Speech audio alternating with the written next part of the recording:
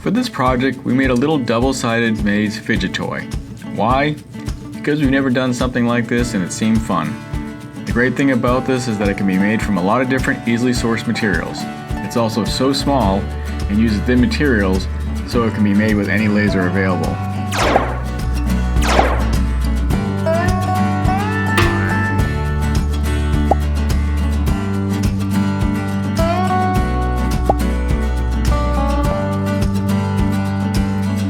Since this maze would be like a double-sided cube, everything is being done twice. I started by cutting out pieces for the maze cube, working from the outside in. The covers that would hold the clear windows were cut from 1/8" walnut veneer. I did a deep engraving around the inside edge so that I could fit windows made from acrylic. All the wood being lasered in this project was masked with an application tape to keep the surfaces clean. I next cut out the windows from 1/16" acrylic. The maze wall layers were cut from 1/8" walnut veneer. You'll notice that the mazes were designed differently from each other to make the toy a little more challenging. The middle layers of the cube were cut from 1/4" MDF. Holes were cut to allow the ball bearing that will move along the maze to fall through from one side of the cube to the other. Even though I used 1/4" material, I could have just as easily used 1/8" and used more or less pieces to stack together, depending on how tall I wanted to make the cube. All the wood pieces had their mask peeled off in preparation for gluing.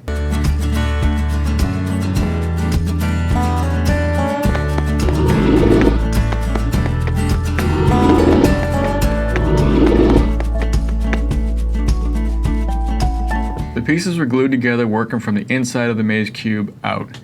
So here I glued the two MDF pieces together, making sure the holes lined up with each other. The maze wall layers were then glued to both sides of the previous MDF assembly. I had a reference sheet off camera so I knew what the orientation of the holes relative to the maze should look like. Also, I should have mentioned this before, but I used MDF for the middle layers so that it would contrast with the color of the walnut veneered maze walls. You can see that here.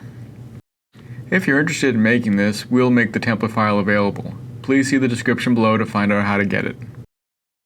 I added a little E6000 craft glue into the engraved recesses of the wood covers to hold the acrylic windows in place. This wasn't necessary as they could just float inside the frame, but I figured it would make it a little easier when I had to glue them down onto the cube later. I only peeled one side of the acrylic windows to try to keep the other side clean.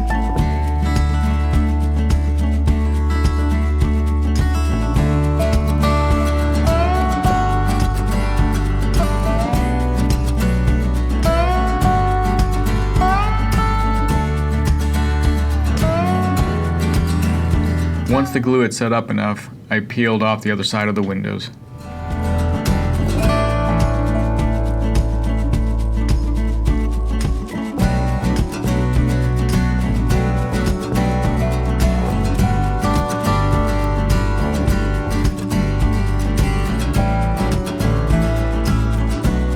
The covers were then glued on.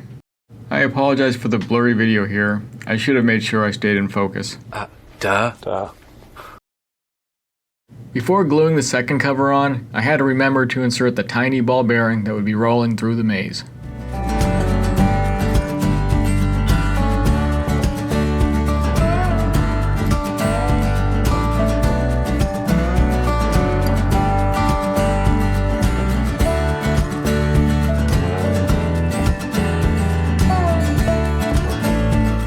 At this point, the maze toy was technically done, but I wanted to clean up the burned edges somehow.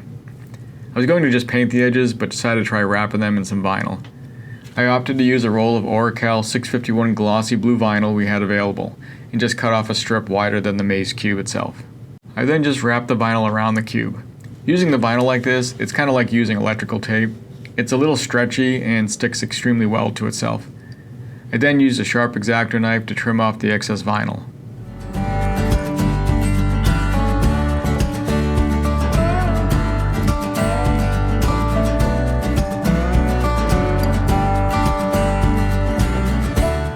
It came out okay.